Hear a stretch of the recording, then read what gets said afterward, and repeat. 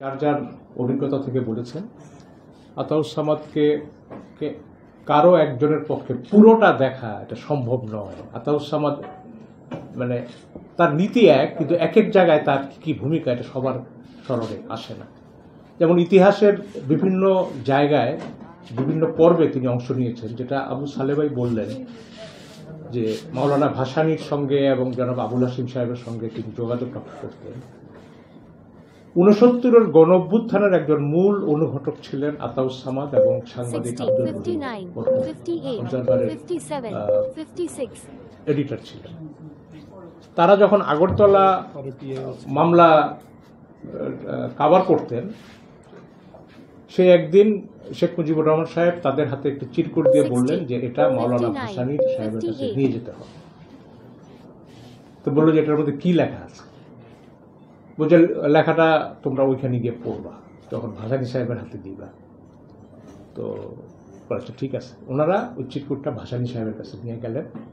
সেইখানে চিরকুটে লেখা ছিল যে আমার মুক্তির জন্য আপনি আন্দোলন শুরু করেন। তখনই ভাসানী সাহেব বললেন যে মুজিবর এটা বলছে তো যে তার মুক্তির জন্য আন্দোলন করতে। বলছে হ্যাঁ বলছে, ঠিক আছে। এই আন্দোলন গণ অভ্যুত্থানের সূচনা কিন্তু সেই শেখ মুজিবুর রহমানের মুক্তির আন্দোলন। এবং আতাউস সামাদকে আমরা দেখেছি যখন 94-95 সালে দেশে একটা তীব্র রাজনৈতিক সংকট ছিল কেয়ারটেকার গভর্নমেন্টকে নিয়ে, তখন যে 5 সদস্যের একটা বুদ্ধিজীবী কমিটি হয়েছিল, এটা আমাদের সমাজের অভিযান সমাজ তৈরি করেছিলেন, তার একজন সদস্য ছিলেন কিন্তু আতাউস সামাদ। তো আতাউস সামাদ শুধু সাংবাদিক ছিলেন এই কথা বললে এটা ভুল হবে। আতাউস সামাদ একজন ডাকসাইটে সাংবাদিক ছিলেন। সাংবাদিকতা করা বা করানো অথবা তথ্যবিদ্যা পড়ানোর শানে মানে তিনি ছিলেন অগ্রগণ্য।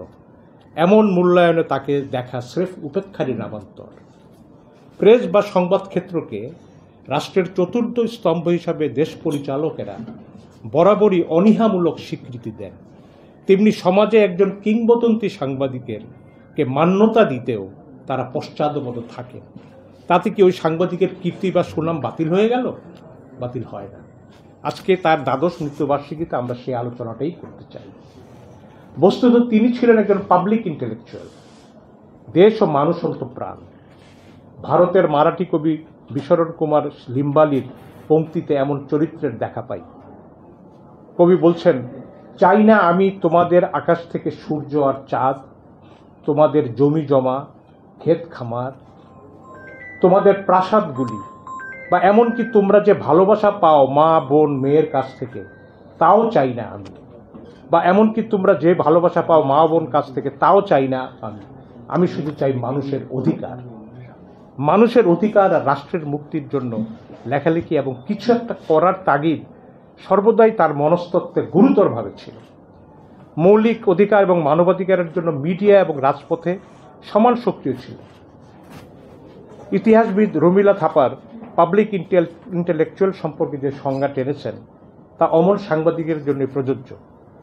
তিনি বলছেন যে আপনি প্রশ্ন করবেন কি করবেন না, প্রশ্ন সেটাই।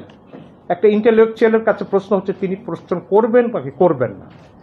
কারণ অনেকেই নিরুচ্চার থাকেন যে ক্ষমতাসীন যারা আছে তাদের ভয়ে তিনি কোনো প্রশ্ন করতে চান না, এবং অনেক সাংবাদিক বা বুদ্ধি অভিযান আছে। কিন্তু আতাউস সামাদ সেই ক্যাটাগরির মধ্যে পড়েন না। তিনি প্রশ্ন তুলতেন, ক্ষমতার মোহন বৃত্তের বাইরে স্বাধীনভাবে মতামত জানাতেন এবং মহান আল্লাহ প্রদত্ত বিবেক দিয়ে সামাজিক বিচারের দাবিতে সাধারণ মানুষকে সমর্থন করতেন। পবিত্র কোরআনে সূরা নিসার 135 নম্বর আয়াতে আল্লাহ জ্ঞানীদের সতর্ক করেছেন এইভাবে যে ন্যায় প্রতিষ্ঠায় যদি তোমরা পেঁচালো কথা বলো অথবা পাশ কাটিয়ে যাও, তবে মনে রেখো তোমাদের কার্যকলাপ সম্পর্কে আল্লাহ সম্যক অবহিত। মানে তোমরা সিচুয়েশন দেখছো কিন্তু তোমরা সত্যি কথা বলছো না, পেঁচিয়ে কথা বলছো বা পাশ কেটে যাচ্ছ, এটা আল্লাহ দেখছে। এইভাবেই আমাদের পবিত্র কোরআনে সতর্কবাণী আছে। আতাউস সামাদের অন্তর্বোধে একটা আগুন ছিল, হতাশা তো বটেই। তার একালের বয়ান বইয়ে কষ্টের উল্লেখটা পরিষ্কার পাওয়া যায়। তিনি লিখছেন, জীবনের এতটা পথ হাঁটলাম কিন্তু আলোর দেখা পেলাম না। কবে দেখব দেশকে উদ্ভাসিত আলোয়? সময় তো নিষ্ঠুর, কাউকে রেয়াত দেয় না। কেন লেখেন এমন প্রশ্নে বাংলা ভাষার কালজয়ী ঔপন্যাসিক মহাশ্বেতা দেবে বলেছিলেন, স্বাধীনতার ৩১ বছরেও আমি অন্ন, জল, জমি, ঋণ, বেডবেগারি কোনোটি থেকে মানুষকে মুক্তি পেতে দেখলাম না। তার বিরুদ্ধে নিরঞ্জন, শুভ্র ও সূর্য সমান ক্রোধই আমার সকল লেখার প্রেরণা। একই বোধ আতাউস সামাদের মধ্যে আমরা দেখেছি।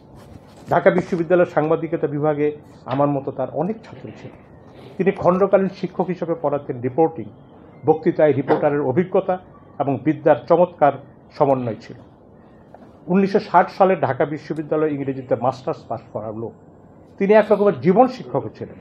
এখনও আমরা লিখতে বা বলতে অনুভব করি আতাউস সামাদের বড় বড় দুটি চোখে প্রশ্নময় দৃষ্টি আমার সামনে। এই বুঝি তার ফোন এলো। সর্ববিষয়ে শিশুর মতো একটা অক্লান্ত কৌতূহল, অবিরত জিজ্ঞাসা ও তর্ক এবং তথ্যের ন্যায্যতা দিয়ে খবর বা বিশ্লেষণ দাঁড় করানো ছিল তার ধর্ম।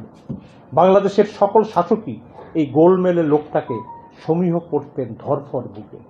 বেশি দিন আগের কথা নয়, সাংবাদিকতা করতে গেলে পড়তে হবে, 5Ws দিয়ে রিপোর্টের গড়ন বানাতে হবে, এমন ধারণা যখন সাংবাদিক সমাজে পাগলের কাণ্ড হিসাবে বিবেচিত হতো, অথবা উনি সাংবাদিকতা পইরা আইছে এমন টিপ্পনি যখন আমাদের নিত্য সঙ্গী ছিল, ওই সময় আমাদের সাহস দিয়েছেন আতাউস সামাদ সহ হাসান সাইদ, শহীদুল হক, আহমেদ হুমায়ুন, নজরুল ইসলাম এবং SM চৌধুরীর মতো দিকপাল ও সাংবাদিক ও খণ্ডকালীন শিক্ষকেরা। সঙ্গে তো ছিলেন শ্রদ্ধেয় অধ্যাপকবৃন্দ জনাব নুরুদ্দিন, সাখাওয়াত আলী খান, তৌহিদুল আনোয়ার, শামসুল মজিদ হারুন, আব্দুল মান্নান এবং ওয়াজিদ হুসাইন। আতাউস সামাদ পারিবারিকভাবে, শিক্ষাগতভাবে, চিন্তা চেতনার ক্ষেত্রে সব আলোকিত মধ্যবিত্ত শ্রেণীর প্রতিনিধি ছিল। ধর্মপ্রাণ কিন্তু ধর্মান্ধ নয়, ধর্মপ্রাণ কিন্তু ধর্মান্ধ নয়। একদিন আমাকে নিয়ে গেলেন বাইতুল মোকাররমের জুম্মার নামাজ পড়ার জন্য। বাইতুল মোকাররমের খতিব ছিলেন মাওলানা উবাইদুল হক। উনি তার বয়ানে যেই মাত্র বললেন যে পহেলা বৈশাখের উৎসব ইসলামের বিদাত, আতাউস সামাদ আমাকে বললেন এখানে শওকত আর নামাজ পড়বো না, চলো তুমি আমার সঙ্গে। উনি উঠে আমাকে উঠিয়ে অন্য মসজিদে চলে গেলেন। যে নববর্ষের উৎসবের বিরুদ্ধে সে কিভাবে ফতোয়া দেয়, এটা তো দিতে পারে না। নববর্ষের উৎসবের বিভিন্ন অংশ নিয়ে হয়তো তার মত থাকতে পারে, কিন্তু নববর্ষের পালনটাই ইসলামী বিদাত, এই কথাটা তিনি পারেন। এই কারণেই বলছি তিনি ধর্মান্ধ ছিলেন না। যারা তদানীন্তন পূর্ব বাংলার সাহিত্য সাংবাদিকতার স্বকীয়তা ধরে রেখে পাকিস্তান আন্দোলন, ভাষা আন্দোলন, স্বাধীনতা সংগ্রামকে নেতৃত্ব দিয়ে গেছেন, সেই আলোকিত মধ্যবিত্ত শ্রেণীর প্রতিনিধি ছিল। 1970 সালে তিনি ঢাকা সাংবাদিক ইউনিয়নের সাধারণ সম্পাদক হিসাবে স্বাধীন বাংলাদেশের স্লোগান দিয়েছেন। এখান থেকে প্রেস ক্লাব থেকে মিছিল নিয়ে পল্টনে গেছেন স্বাধীন বাংলাদেশের স্লোগান দিয়ে। মুক্তিযুদ্ধে অংশগ্রহণের কথা শুনেছেন এবং যখনই কোনো সরকার স্বৈরাচার হয়েছে সাংবাদিকতা এবং দায়িত্ববোধ দিয়ে তিনি রুখে দাঁড়িয়েছেন তার বিরুদ্ধে। শেখ হাসিনার প্রশাসনকালে তাকে পড়তে হয়েছে রোশানলে, এরশাদের আমলে জেল খেটেছেন। স্টাইল ইজ দ্য ম্যান, এই চমকপ্রদ সত্যটা অনেক আগের। স্টাইল একজন লেখক সাংবাদিকের নির্বাচিত প্রণালী, তার প্রক্ষেপণ পদ্ধতির মনোনীত স্বর। আতাউস সামাদ অমন ভিন্নতা সৃষ্টি করতে পেরেছিলেন। প্রচলিত ধারণা একজন সাংবাদিক মানে দুঃসাহসী। আতাউস সামাদ তার দেখিয়ে গেছেন বিবিসি রিপোর্টিংয়ে এবং পরবর্তীকালে বিভিন্ন কলাম লেখাতে। স্বৈরাচার এরশাদ যেদিন মতিঝিলে BCCI ভবন পরিদর্শনে গেলেন, সেদিন ওই সংস্থার কর্মচারীরা তার বিরুদ্ধে স্লোগান দিয়েছিল। সেদিন এই নিউজ কোথাও প্রকাশ হয়নি। আতাউস সামাদ জাতিকে সেই খবর জানিয়ে সরকারের রোশানলে পড়লেন এবং জেলে গেলেন। নামী সাংবাদিক যদি মানে হয় ইতিহাসের গুরুত্বপূর্ণ ঘটনাগুলোর সাক্ষী থেকে রিপোর্ট করার সক্ষমতা, তাহলে বুঝতে হবে 1972 সালে 10ই জানুয়ারি দিল্লি থেকে শেখ মুজিবের দেশে ফেরার ফ্লাইটে তিনি একমাত্র সাংবাদিক সহযাত্রী ছিলেন। রিভিলিং রিপোর্ট যদি হয় একজন প্রশংসিত সাংবাদিকের মাপকাঠি, তবে তাহলে ভুলতে পারি না 1991-তে দেশনেত্রী বেগম খালেদা জিয়ার সংসদীয় গণতন্ত্রে ফেরার খবরটি আতাউস সামাদি প্রথম দিতে পেরেছিলেন এবং দেশনেত্রী বেগম খালেদা জিয়া তাকে শ্রদ্ধার সঙ্গে স্মরণ করেন। এবং আমাদের বর্ষিয়ান রাজনীতিবিদ, আমার মনে হয় এই মুহূর্তে বাংলাদেশের সবচেয়ে বেশি প্রবীণ রাজনীতিবিদ যারা ডক্টর কামাল হোসেন কিন্তু আতাউস সামাদ সম্পর্কে আমাদের ইতিপূর্বের অনুষ্ঠানে অনেক বলে গেছেন তার সেই স্মৃতির কথা।